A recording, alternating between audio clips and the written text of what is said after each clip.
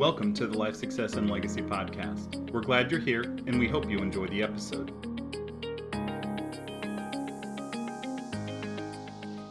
Hey, everybody. Welcome back to the next episode of the Life Success Legacy podcast. I am Chris Bay, and I am joined by Christina Conover-Merrill. Christina, how are you? I am great. How are you? I'm doing fantastic. One of my very favorite things is when you and I get on a podcast, or you jump on a Zoom, or our boot camps or any, and we have this backdrop of your space, right? Yeah. Tell our listeners a little bit about this magical space that you have.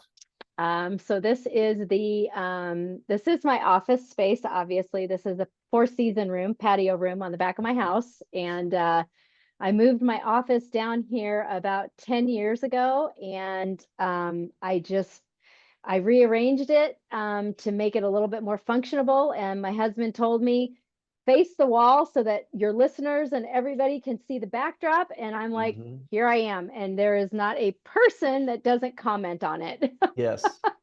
Yeah, it's fantastic. So I love it. And I get all the seasons. That's what I love about where I'm at here in Nebraska. I get all the seasons. So in the summertime, it's beautiful because I have all the shade from the trees and the leaves. And then in the wintertime, I get to watch the snowfall. And in the fall is my favorite season. I get to watch the leaves turn. And so I love it. Yeah, I love it.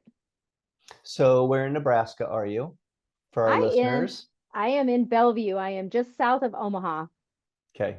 So people get a little context of where you are. Yeah. Were you raised in that area? I was. My dad was Air Force, and they moved all over the world. I'm the youngest of four, and they moved here in 1974. I was 6 years old, and so I've been here, moved away, come back, moved away, come back, moved away, come back. So I've been here for the past 26 years. And so, yeah, for the most part, this is home for me. I don't know that it will stay home, but this is home for now. Yeah. So you and your husband, Mike, we got to meet recently at the live boot camp we did in Lawrence, and that was really fun seeing both of you there. That was awesome. For our listeners, would you share a little context of what you and Mike have going on? You guys, you just like sit around and twiddle your thumbs thinking of, what should I do? I just have all this time and I can't really figure out what to do with my time, right? That would probably be your life, Chris. Yeah, right. I want to be where you are. No. No, we have, oh my gosh. So I will share some transparency, and being recorded is a big jump for me. So I will share with everybody my life. So my husband and I, this is both of our third marriages. Okay. I don't know that many people know that, but it was a hard story to tell, but I'm okay with it now because it's life and it's where I'm supposed to be. He and I have been together for 5 years, and he holds on for dear life. He has no idea what he has gotten himself into, but he loves me madly, and I just go with it. So you are fueled by rocket fuel. So when we he is actually it's amazing because we are very compatible. We are definitely oil and water because I am go, go, go, like Mike Everett says. My Mike holds me down with like a balloon all the time. He's constantly hanging on, right? But he gives me the sanity that I need when I feel like, I'm making decisions that are probably really off the chart. He definitely brings me back to reality so that we can kind of think through things. He lets me sleep on it, and then we make our decisions, right? So when we started our life 5 years ago, I have been an accountant for 30 plus years. I've been with the accounting firm that I'm at. I've been with them for 26 years. And my husband worked for Safe Light, did auto glass replacement for 25 years. And he kind of tired of that. And then he got into the home appliance repair. And then I drug him out to start a business.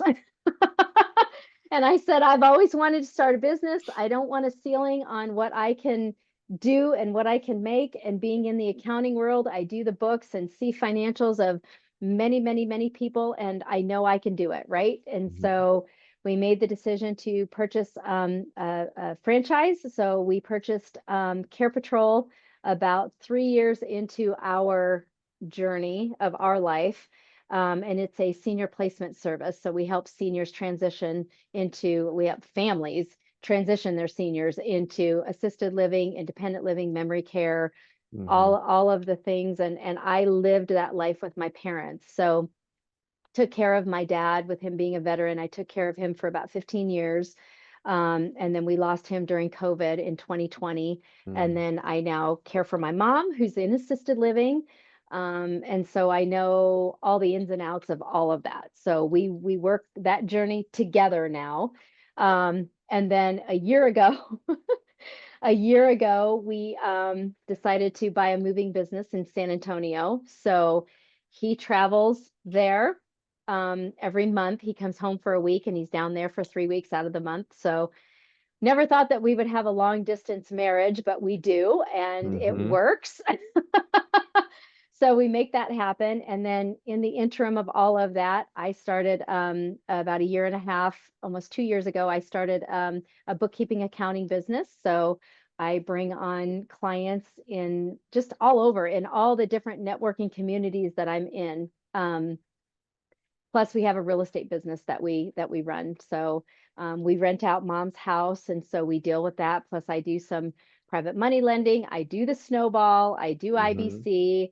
I do all of those things. And so, yes, needless to say, I am anything but bored.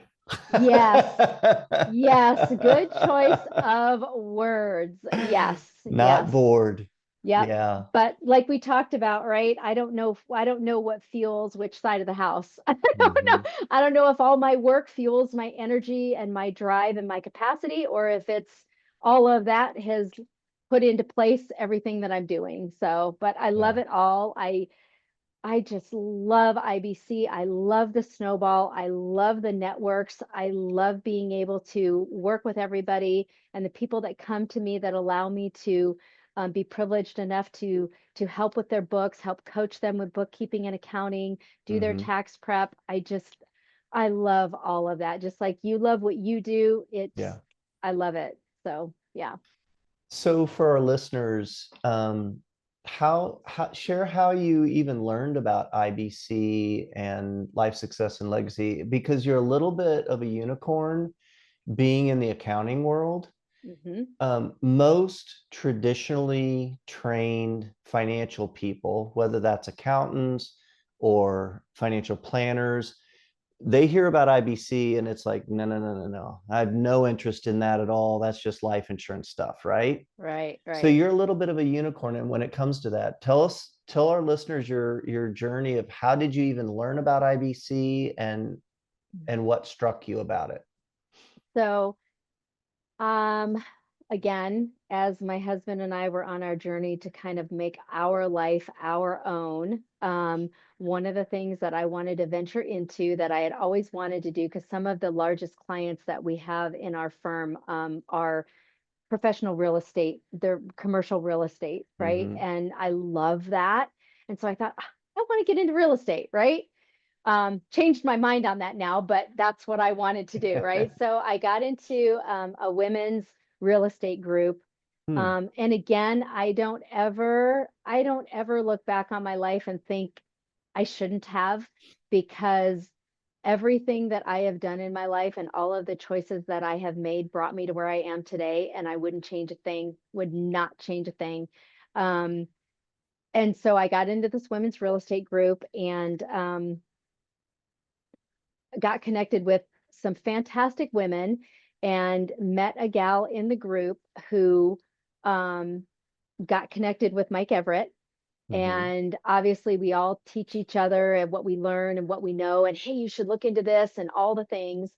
And her and I have fantastic energy together. We actually are still working together. She's one of the private money lenders on our moving business. And so we talk every couple weeks. And so this was 2 years ago. She had reached out about it, and she had done a policy through you guys, and she got me connected with Mike Everett, and I did everything backwards. I am so backwards in everything that I do in my life. And I feel like I am always the last one to cross the finish line. I feel like, by the time I get to the finish line, everybody else is, taken off. If I was a pilot, I'd still be on the ground taxiing while everybody's probably at their destination, right? Right. So, but anyway, so I got connected with Mike Everett, and we had our call, and I hadn't even read the book. I didn't watch your guys' intro. I didn't do anything. We did everything backwards. So, yeah, and I was all on board. I was all on board. I remember we were taking a trip. I have a cousin that lives in Mesa, Arizona, and we were flying down there, and we had already done our call and everything. And then I got Nelson Nash's book, and I read that on the flight down and back. And so, yeah, that added another layer to, oh my gosh, yes, this is everything that I want to do. And so I was, again, Mike Everett on the call, and had my mic on the call, and he was like, dude, you need to calm her down. Sounds like him. Just slow down. We're going to get there. You'll get there. Don't worry. And so, yeah, I was on board from the first conversation, because I wanted that. For me, it was paying off debt and building honestly, yes, when we talk about legacy, I was building the legacy for myself that I was not given from my parents. Again, so my dad, fantastic, fantastic man, and he did great in his military career, but they were always very cautious in how they spent money. They were always comfortable. They always got to do the things that they wanted to do, but there's nothing for us for kids. And I'm managing that now, trying to build the legacy, honestly, for my siblings, because what I'm building out and what we're doing, and renting my mom's house out to make sure that we have her care, her level of care funded. I don't want to be where my mom is. I want to be in a place where I know that my kids don't have to fund me. My kids don't have to take care of me. I'm doing that now. I don't want to do that. And my mom's got enough right now, but should she and could she have had more? Yes, absolutely. And us 4 kids are doing a little bit for her, but I'm doing the most. And so all the things that I'm loving and I'm doing, I'm helping to take care of my mom, plus building it for myself. And yes, then when I am gone, the legacy will be there for my kids and my grandkids as well. Yeah. Yeah. I'm curious, because of your background, your training, accounting, you didn't have any hesitations, or it didn't bump up against any of your prior, really? That just not a thing. I find that fascinating and unusual, very unusual. Yeah, no, honestly, I don't know if it was being naive or just crazy or just what the heck was I thinking? I honestly don't know. I just know that when I learned of it, and then knowing the group and the community and getting to meet people, and then meeting all of you guys. Yeah, no. And then learning about the snowball. Oh my gosh. I mean, no, I don't know how people just don't. Yeah, no, not at all. Yeah. Not at all. Well, good for you. That you weren't limited by thought process. Because Sean, my wife, has said many times in boot camp, she'll say, learning this stuff isn't nearly as hard as unlearning all the things that we've been taught. Yes. She's like, just making space in our mind Yes. for this new way of thinking is the most challenging part for her. Yes. Yes. And I think for me, I think probably part of why I didn't have an issue is because so going back to my life, when I moved here in 20 in it was 1999, and I started my job with my employer. The goal Mm-hmm. was I was going to school, I was getting my accounting degree. Mm-hmm. I was supposed to get my CPA and take over the firm. That was our long-term goal. Yeah. I was being prepped for that. Life changed, having to care for my dad, raising my family, all the things. I didn't get the time that I needed to be able to pass the exams like I should. There's 4 parts. I passed one, couldn't get the other 3 under my belt in time, and then having to care for dad. I mean, he was bedridden, so we had 24/7 care for him, and I would have to step in when the caregivers didn't show up. Mm-hmm. Obviously, they wouldn't show up on the night shift, right? So I'd have to be there with him, whatnot. So anyway, long story short, that shifted where I was going to be. And so I obviously kept working for him. I love it. But I kept getting to the point where there's got to be more to this. I'm going to get to the point where my boss is going to retire. And what do I have left? What am I going to do? I don't have a career. I mean, I have a career, but I don't want to work for anybody else. I want to work for myself. I've always wanted to own a business, and I don't want to have to worry that I don't have money when I don't have my income from him anymore. So what do I do? There's got to be more to this than where I'm at. Yeah. So when I found this, I'm like, this is it. This is the more to it. This is it. So yeah. So you came in, you learned about IBC, you started meeting with the team, putting together plans and all that. Yep. And from your story, there's that moment. But then as you get into a little bit longer in, things change, right? So Yep. let's first talk about like when you started learning about IBC. I think you mentioned like eliminating debt was a priority. Yes. Of the 4 things that IBC does, number 1 is eliminate outside debt. Yep. That was one of your priorities, right? Yep. And so talk a little bit about that initial like strategy and what you were hoping to accomplish and how all that happened. Yes. So we had that all laid out for me. We had all my debt laid out. I knew exactly what I was supposed to be doing. And I started doing what I should have been doing. I was a good girl. I was an honest banker, and and it took me a little bit too to still learn what I should and shouldn't be doing, what was going to benefit me, and understanding the layout and the changing of the wind current, all of that. Mm-hmm. And so it took me a little bit to really figure out what I should be doing and how I should be doing it. And I had my moments of, oh my gosh, am I doing this correctly? And where am I going to find the money? And all those Which we things. all go through, right? Yes, we all Yeah. go through. Which is so nice to have the coaching and the community say, Yep. yeah, been there. Yep. I know it can freak you out in the beginning. Yep. Yep. It does. It does. And so, once I kind of started to kind of got the train moving and figured out what I should be doing, and I was chugging right along, then my husband and this moving company thing fell in our lap. It literally fell in our lap. And I'm so thankful, honestly, that we shifted gears the way that we did, because now that I look back on it, with my husband being down there and kind of working on it full time, there's no way I could have done that. There's no way I could have been down there and ran that, worked a full-time job, and ran 2 other businesses. There was no way. I mean, I'm right now, he's running all of that, and I'm doing everything else, full-time job and all the other businesses.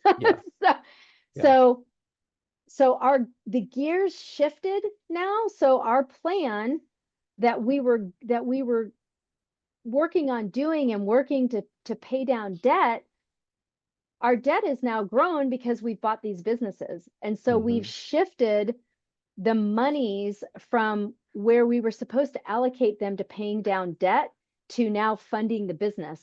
Buying assets. Correct. Yeah. Correct. And so when I have my moments of anxiety, which are few and far between, but I do have them. It's not like our debt has grown because I just decided to just go shopping. I didn't just like, I did something creative. I did something scary. I did something lucrative at the end of the day. And so I'm building wealth that way. Everything that we have going on is all just in the beginning. It's in its infancy. And I use this analogy all the time of a train on the tracks, right? So you see a train sitting on the tracks and it's getting ready to take off and the wheels are just spinning, but it's stationary. The wheels are going. And then all of a sudden the wheels catch and it takes off. Well, we're in the wheels spinning mode. We're in the wheels spinning. Yes. So, but it's exciting, and so I'm sitting on the train going, any minute, any minute it's going to take off. And so, yes, so we are at that point now where we need to regroup on everything and redo our plan, because our debt, we are nowhere near where we were supposed to be. Yeah. But it's all fantastic choices. So I don't worry about it. It's just, we got to get everything in its place and wrap our arms around everything and continue building our bank. I've got my one policy that I started 2 years ago, which was the first policy. I'm going to be paying my third premium here in November. So once I got one more year of that. So once that falls off, then that one is really going to help the wheels catch on our train. So I feel like I got another year, and then I've got all these other policies that I've created this year that'll quickly get the wheels going even quicker after that.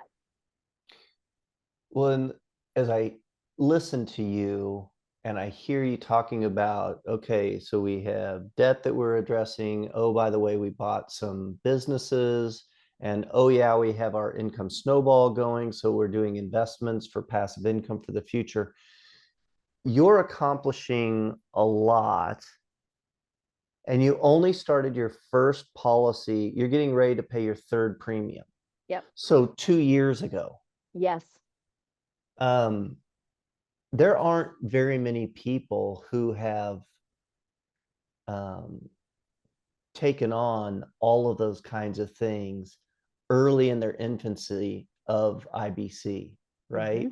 Yep. Trying to work on passive income, addressing some debt, also buying businesses. Like, that's spreading it out a lot, right? Yeah. So when you do have those occasional moments of anxiety, it's I don't know if it's anxiety or insanity. I'm not sure which one. I'm not sure which one I want to call it. I just know I love where I'm at. So who cares? But what you're doing along the way is you're holding true to Nelson's principles. Number one, you're thinking long term. And I would imagine in your mind, the vision is very clear of what you're creating. Like, it's tangible to you. Yes. You know what it tastes like, looks like, feels like in the future. Yes. Yes. Yeah. Yes. Yep. Yeah. These are the emotions I was talking about. That's what I'm working on. Yep. Absolutely. So thinking long term. Yep. And then you're capitalizing your system. Yep. And what I want to point out to people, sometimes people see, like you've got your businesses over here and you've got your W-2 over here, and then you've got your IBC system. And sometimes people see them in silos where they're all separated and you're trying to figure out how to connect them all. And what I would say, what I have learned from my experience, and maybe you're there already, they're not silos. No, they're not. It all flows together. Absolutely. Right? Yes. From using your policy as your line of credit for your snowball. Yep. That's connected. Your cash flow contributions in your snowball back to your policy, that is part of your investment. It's also part of your loan repayments. It's also part of your future premium deposits, or can be, right? Yep. Yes. Part of your businesses, you're making loans to your business potentially. Your business, you have to pay taxes out of that. that flows through your policies. Like it all is part of the system. They're Yep. not silos that are separated. Yep. And that is everything. That is everything that I am working through right now. I am still trying to marry everything up and figure out how to make it flow as efficiently as it can, and know that I'm using it to its capacity. So we did do that. So I think I mentioned this at the boot camp. So we did get an all-in-one a year ago November. So we're using that line of credit on our home to fund all these different things. So it's funded So for the our business. listeners, just real Yeah. quickly, the all-in-one is very similar to like a first position HELOC, right? Yes, It's a correct. home equity line of credit, but what you do is you actually replace your mortgage with this Yep. all-in-one Yep. HELOC. So it's simple interest.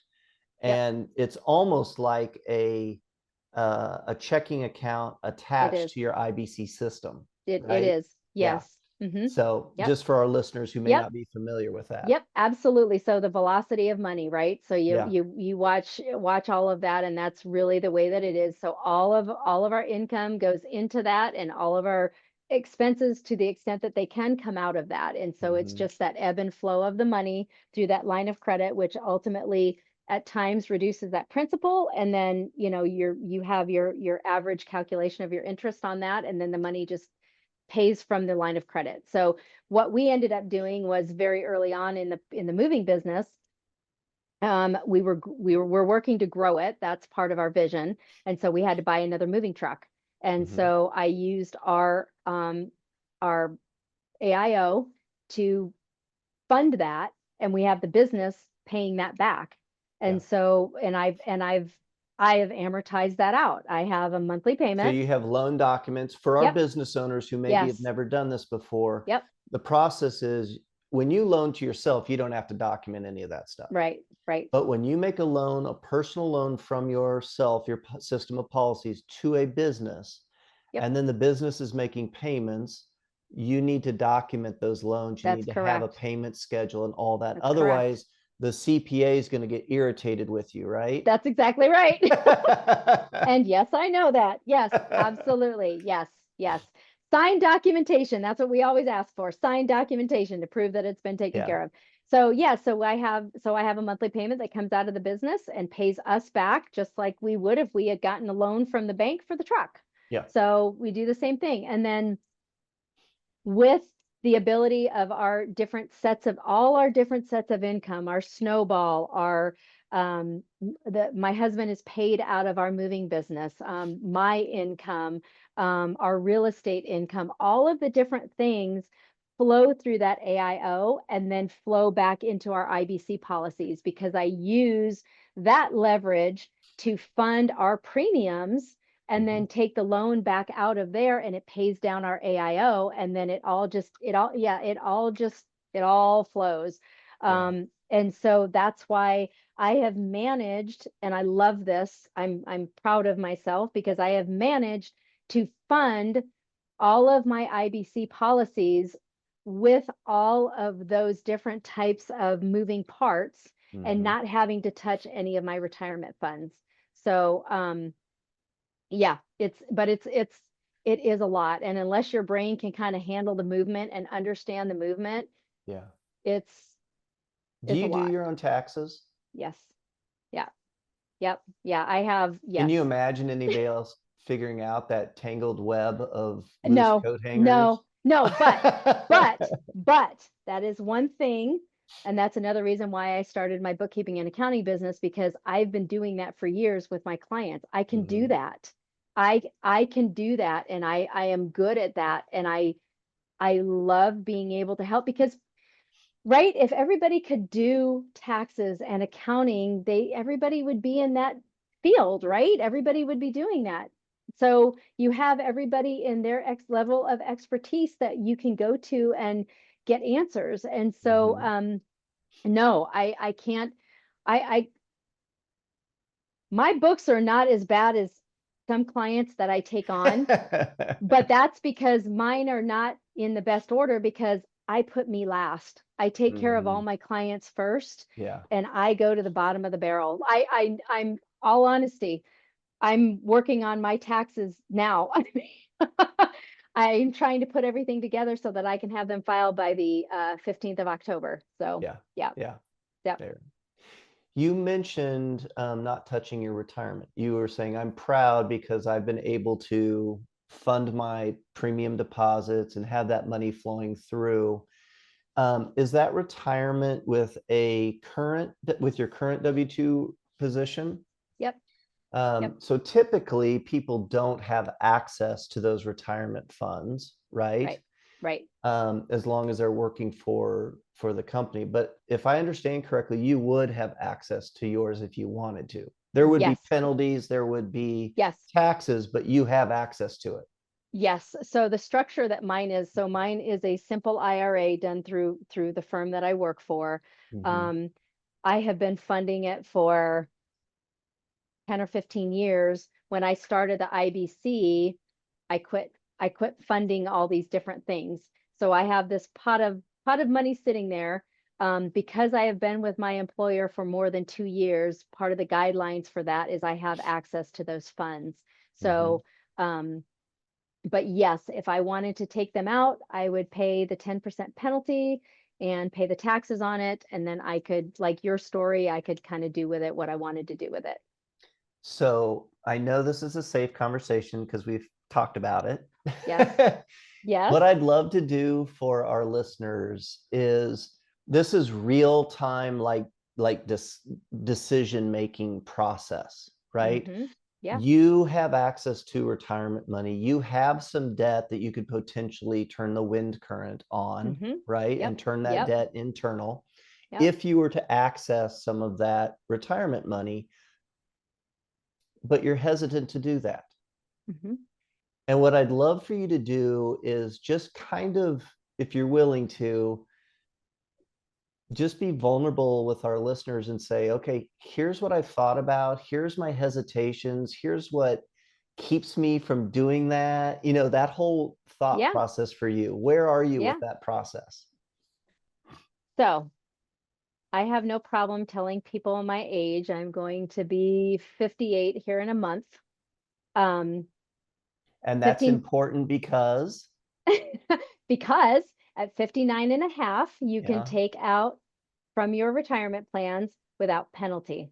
And Okay. that You still penalty have to pay is the tax is 10%, 10%. right? Yes. Yeah. So you still have to pay the tax on it, but you at least can take it out without penalty. Mhm. So when I started my IBC journey a couple years ago, I'm like, oh, okay, whatever. I'm like 3.5 years away from, being able to take it out penalty free. My penalty on at the time, because I did take some money out, but it was for something different. And Mhm. so at the time, if I had exhausted that and liquidated that, I probably would have had to pay maybe 35 grand in penalty. Mhm. Wasn't ready to do that. I'm like, okay, I can wait it out, right? Yeah. Yeah. So now I fast forward and I'm like, okay, now I'm only like 18 months away, 16 months away. We had our conversation, my husband and I had our conversation and listening to you at the boot camp and what you did. And he got to hear your story because he doesn't really get to listen. He doesn't listen in. He kind of lets me run the show, Yeah. right? Yeah. So I'm the pilot. So he got to hear your story. And so we're having a conversation afterwards. And I'm telling him, I'm like, this is what I'm dealing with. I'm like so close to taking it out. But yet I listened to Chris's colleagues' stories that were on the brink of retirement. And maybe you need to share that piece of it because so you had your colleagues on the brink of retirement Mm. and what 2008 hit, right? Yeah. And they had to come Couldn't back into you retire. and say, I can't retire. Yeah. I have 18 months, anything can happen, right? So I have my funds sitting in this retirement. If I don't get to it now, yes, I could pay 30 grand to get it all out right now in penalty Mhm. versus waiting 18 months and maybe that money isn't there. Yeah. I don't know what's going to happen. So what do I do? What do I do? And I can take that, pay down a lot of debt, turn it into my policies. I don't know what to do. And I struggle with it every day. So on our drive back, we're 3 hours from you, 3.5 hours from you. And my husband is like, it was a Sean statement. Yeah. He was like, what are you waiting for? And I'm like, I don't know. And so I'm still hanging. Maybe it's that hanging on to tradition, right? Like I'm still in that money mental state. I don't know. And so I struggle. I struggle with it. The And struggle so is real. it's real. It is real for me. It is real for me. Um, and I think what I ended up getting to is just it's my safety net. I know that it's still sitting over here. If I take it all out, not only am I costing us 30 grand, granted, I realize I'm paying down debt, but if I run into a situation where I need money for the moving business and my policies are not matured, where am I getting that from? Where is that coming from? Everything is in its infancy. So I'm still bottle feeding and pacifier and a blanket and cuddling and all the things to make me feel protected, right? And so yeah, it's real for me for sure. So a window into, because this reminds me very much of being in a coaching session right now. Like when we meet with clients like yourself and we're helping them think through their options. Yeah. So our listeners are getting a little window into what a coaching session could look like, right? So in this case, what we would say is, look, we have no emotional tie to your dollars. Right. I can listen to you and I feel your emotion, but I don't have that emotion to your money. Like I'm not freaking out whether you should take it out or not, right? Right. So I can be kind of clear-headed with this. And what I would say as options, because we rarely tell people what to do with their money. We just want to educate them and lay out, okay, be aware of this information. Here are some options for you. One, if it is your safety blanket, that's an emotional tie to those dollars, and there's absolutely nothing wrong with that. Even if it's not the mathematical right answer, maybe you could take that out, pay off debt, turn the wind current, and end up in a better position. Not all decisions are made mathematically, right? Right. So emotionally for you, that may make you feel safer. However, you also said, but what if, like the teacher that I worked with who had announced they were retiring that year, and then 2008 hit and they lost a huge percentage of their 403B and then couldn't retire. Right. And that's a real fear as well. Yep. So in that case, if you're like, this is kind of my security blanket and I'm not sure I'm ready to withdraw it and lose the penalty and all that, what if you looked at, well, what do life insurance companies invest in? Because they don't experience those big drops in things. Right. And what do life insurance companies invest in? They invest in things like bonds, municipal bonds, things that are safe, nice and steady returns, right? So maybe you leave your money there and it gives you that safety blanket, but you adjust and I don't even know what you have it invested in. Maybe it's already there, but right. you adjust your investments where it's very safe and secure, and you're not losing that 10% penalty. So that's one mindset. Then the second mindset is, let's gather more information.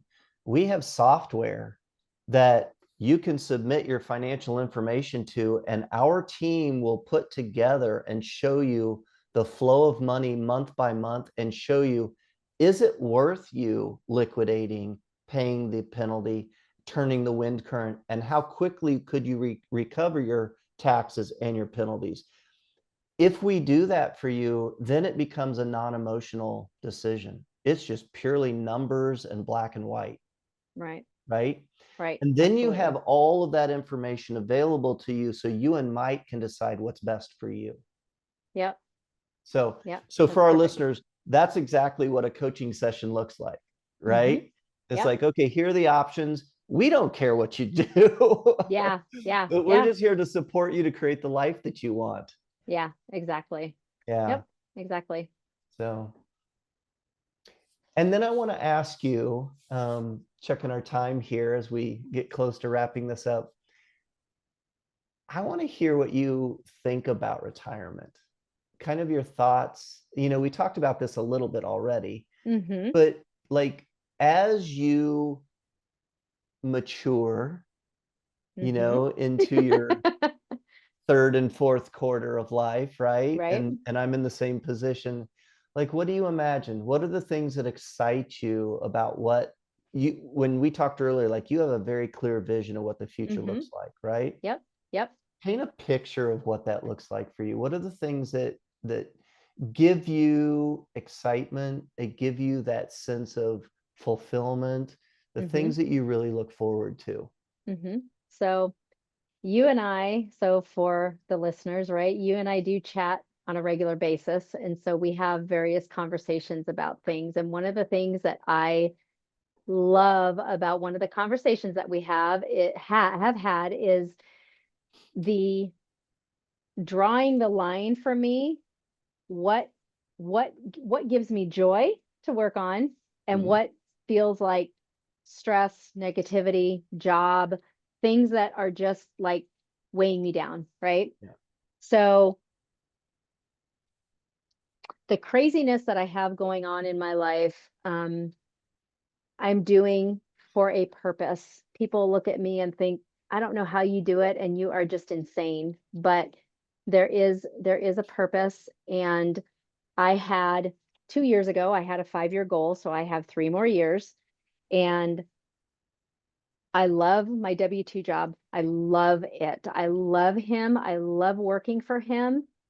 But it adds a layer of stress right now, that because the firm is growing so much, and it's partly growing because I'm growing, so I'm bringing clients into the firm.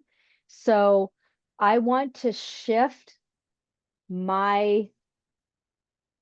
how I work for him a little bit so that I can focus more on these areas. I want to keep working for him, but I want to shift into focusing the areas that do excite me. So I do not envision retirement. I want to keep working and doing the things that I love as long as the good Lord will allow me to do that. I'm very thankful that my job, anything that I do, is not laborious, right? Most of it is mental, right? Most of it is working behind a computer, working with numbers, Excel spreadsheets. I love problem solving. I love that.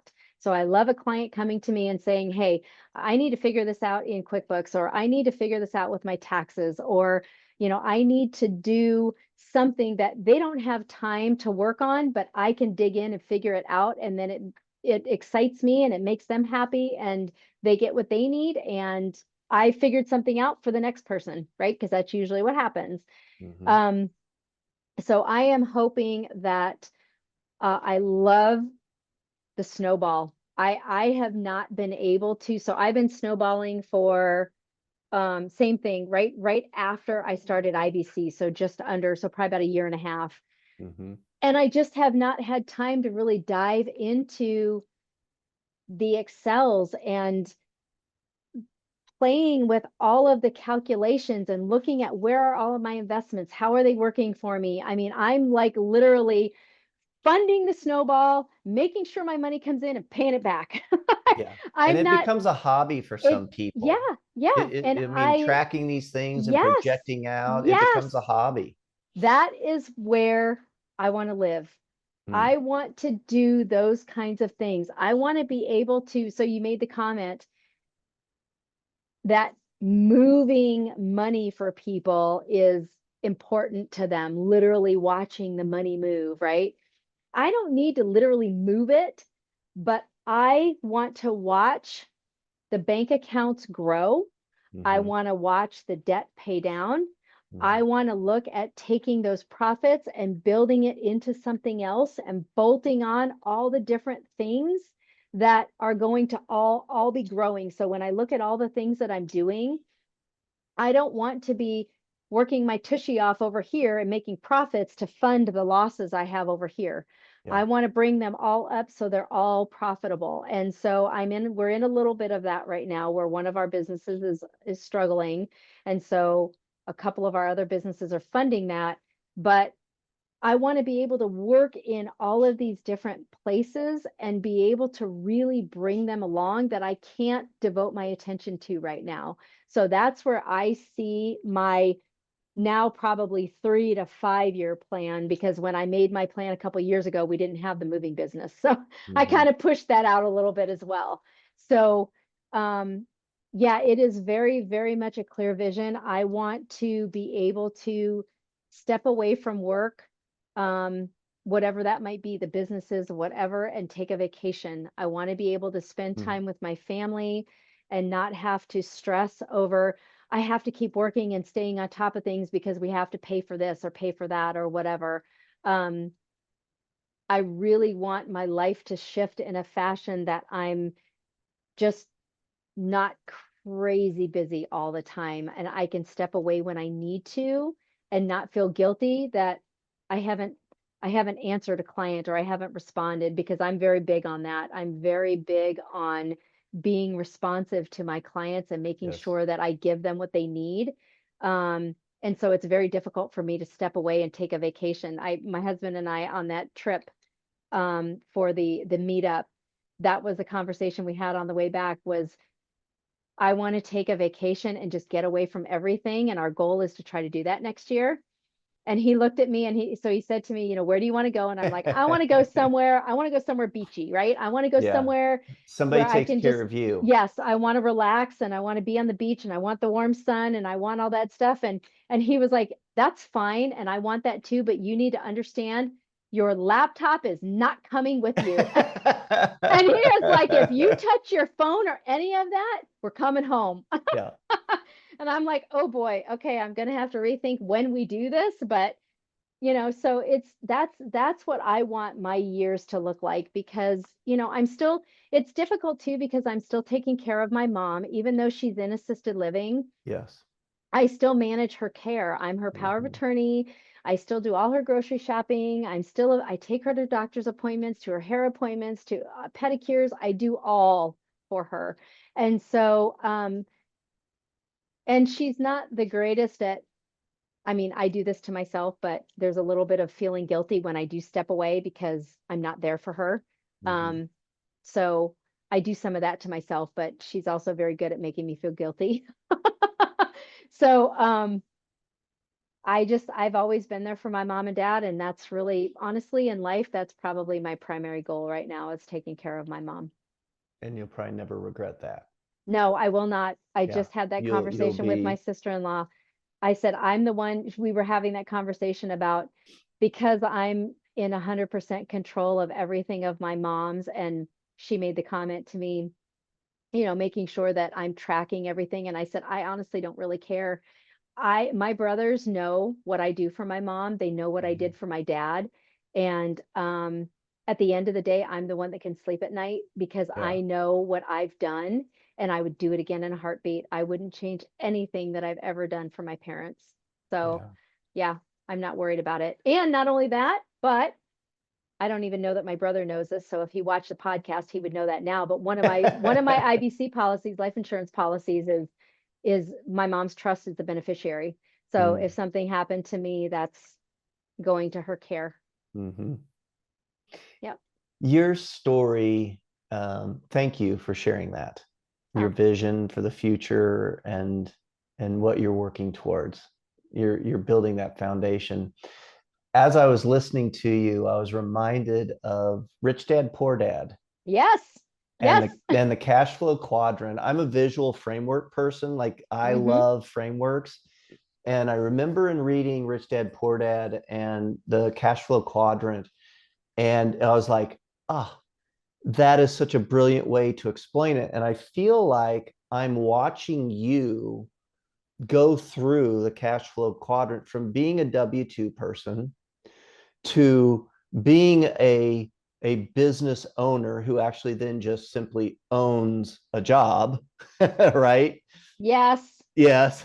that's going to stop, but yes. To then being a business owner, right? Not owning a job, but being an actual business owner. To then the vision that you shared was of being that I quadrant, the investor, Yes. right?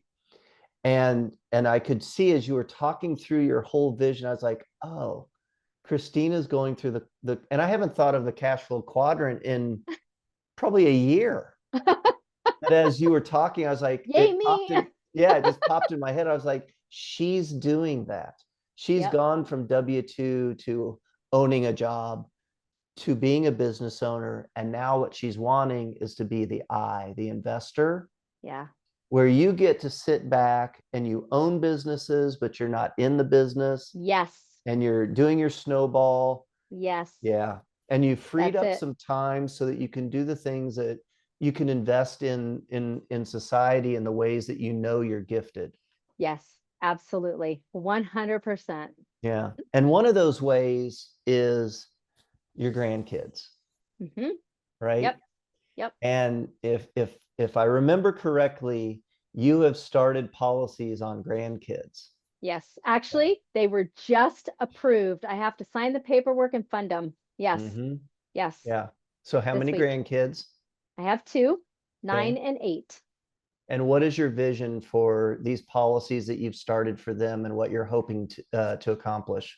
Oh gosh, yeah, the legacy of it, to be able to build it, grow it. I'm going to use it. It's mine. I'm going to fund it. I'm going to loan the money to myself. I'm going to be using it back and forth for my life. And along the way, I want to teach my son and daughter-in-law about all of this because I want them to be part of it. I would love to be able to get a policy on each one of them. I would love that. But then to be able to show my grandkids how this works, because my son and daughter-in-law, my son is in the Air Force. He's got about 4 years left to retirement, and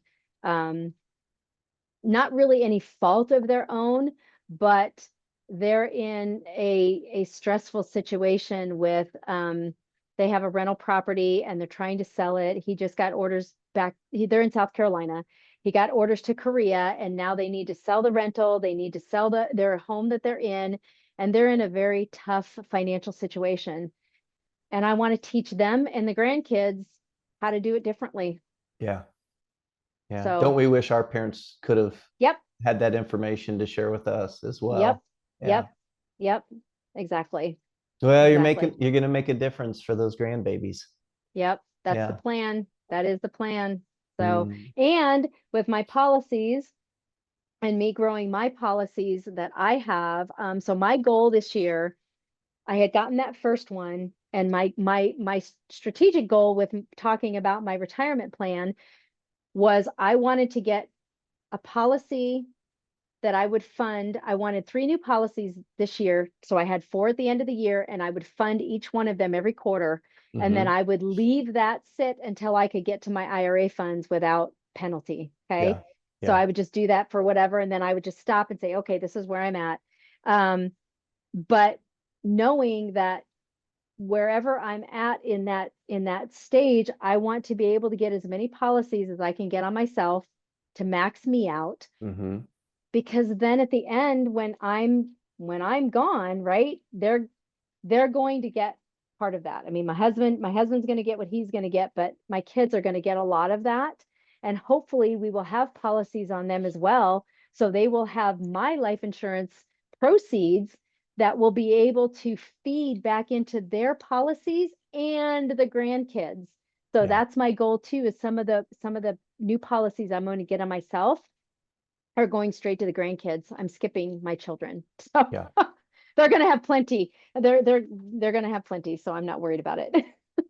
Nelson even talks about that in his book. He has a chapter where he talks about grandparents starting policies on the grandchildren. And if each generation would do that, you would create an unbelievable system, which leads to one of my favorite IBC books, and that is What Would the Rockefellers Do? Yes, I And still have to read that one. I want to read that I think you'll badly. enjoy it. When you get around to reading it, I think you'll enjoy that for sure. Yep. Christina, thank you for doing this. Absolutely. Thank you. Your I appreciate energy you. is contagious. And what I would want to do is I'm looking at your little tagline there, Blueprint Bookkeeping Coach. Yes. Tell us about that. And then are you looking for clients for your bookkeeping business? And if you are, can you tell our listeners just a little bit? I know you've started doing bookkeeping for some of the people within our LSL community as well. Can you share just a little bit about any of your businesses, but specifically that one? Yeah. So again, I started this one about a year and a half ago. And I saw that need in all of the communities and the networks that I was in.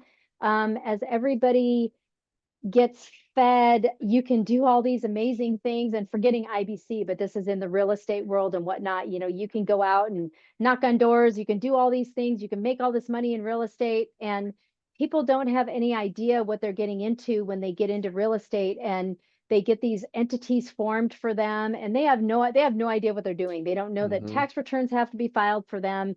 They it's such a mess. The more that I started meeting people, and when I first got into the real estate community, I thought, well, what do I have to bring to the table, right? I mean, I don't have anything to bring to the table because I don't have any real estate experience. um But you but the do more have bookkeeping the more experience. that I talk to people, they were like, Christina, you have no idea what you have to bring to the table, because you know accounting, you can do tax prep, you can do bookkeeping, all the things. Well, people started reaching out to me going, can you help me, just to have conversations? And I'm like, well, yeah, and I never thought about building a business on it. I just was doing it. And then I realized, gosh, I'm spending a lot of time talking to people and I'm not doing anything else. Right. There's a need. Yeah. So I decided to create this business. And with it, it was started off just becoming a coach. I wanted to teach people to do their books, how they could do their books. And I wanted to grab them from inception so they didn't get into trouble with being 1 or 2 or 3 years down the road and they haven't done anything, right? Your books have to run in parallel with operations. And if they don't, one hand doesn't know what the other hand is doing, and you can't make good decisions, right? So I decided to take a coaching course in how to kind of build the business. So I did that and I built this business out, and I have just had people coming out of the woodwork to work with me. And again, as you guys talk about life success and legacy, just growing without even doing anything, right? Just kind of you being you. Yeah. And that's kind of what's happening with me. And I love helping people. I love being able to show them how QuickBooks works, how to do their books, how to put everything in the right bucket, how to get their numbers right at the end of the month, at the end of the year, and being able to do their tax prep. And so it started off just coaching, and then it got to the point where people would say to me, "Oh, Christina, I love this. I'm so thankful that I understand it, but I don't want to do my books. Would you do them for me?"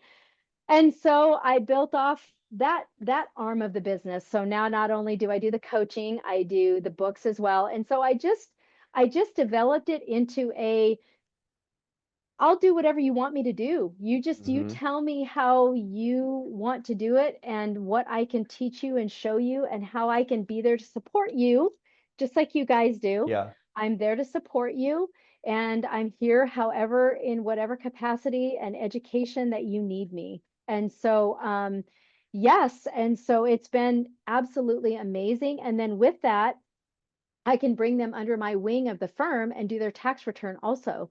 So I can oversee them. I can do their books. I can help them with their books from a coaching standpoint. Plus, then I can bring them in under the firm and do their tax prep as well. So it's really been amazing. And I've got some fantastic people that I work with, and I've really untangled some webs that people have conjured up. Where can people find you? So really, honestly, my Christina at blueprintbookkeepingcoach.com is my email address. Okay. And I have no problem with people texting me or reaching out. So 402-981-3392. You can text me or email me. And what I typically do is I get an email address from you. I send out a link for a strategy call intake form. So I have them fill out some basic information. And then we set up a phone call. I do a free consultation with them and we talk through whether we would be a good fit or not and go from there. Fantastic. Yeah. Thank you. Yeah, thank you. What I find, we get asked all the time, do you have an accountant that understands IBC? And the answer is always no until you, the unicorn, show up, right? So to our listeners, if you're out there, if you're a business owner or even just a private individual, and you're looking for someone who can help you with your taxes that actually understands IBC, here's your answer, right? Christina Conover-Merrill. Yep. Yay. Yes, yay. And the nice thing is because I don't only, I live it. So I live it and I do it and I understand that. So it works. It makes for very good fits a lot of times. Yeah. Fantastic. Yeah. Thank you. Thank you so much for this time. Thank you. Really appreciate you sharing your story, your journey with IBC, and even just journey in life. I really appreciate it. And I look forward, I think we're scheduled for Tuesday. So I look forward to seeing you again on Tuesday. Yes, me too. All right. Yes. To our listeners, thank you for joining us again on the Life Success Legacy podcast. We love bringing these interviews of our friends and our clients so that you get to hear their stories. Check us out at the lifesuccesslegacy.com website. We have lots of resources there. There are books, many more podcasts. Look for a learning event. We have a webinar, which is just a 70-minute introduction to becoming your own banker. That's a great place to start. And then we have both virtual as well as live boot camps, and we'd love to see you at one of those. Or if you just want to reach out and talk to us, we have a contact us button and send us a message. We'd love to have a conversation with you. Thanks again for joining us, and we look forward to talking with you at our next podcast.